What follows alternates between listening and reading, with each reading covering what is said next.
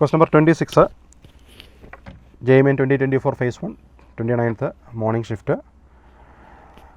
Osmotic pressure, chapter solution. Osmotic pressure of a dilute solution, 273 Kelvin. Osmotic pressure of the same solution at 283 Kelvin.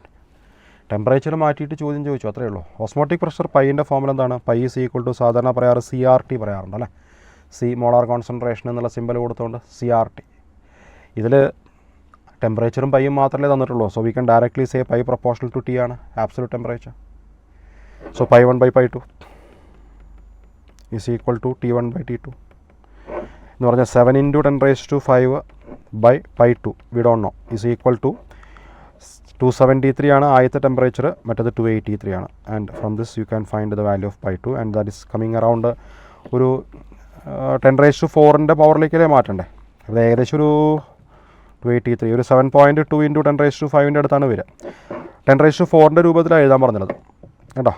അപ്പോൾ അത് 72 × 10⁴ എന്ന് എഴുതാം. So വരാവുന്ന സംഖ്യ 72 ആണ്.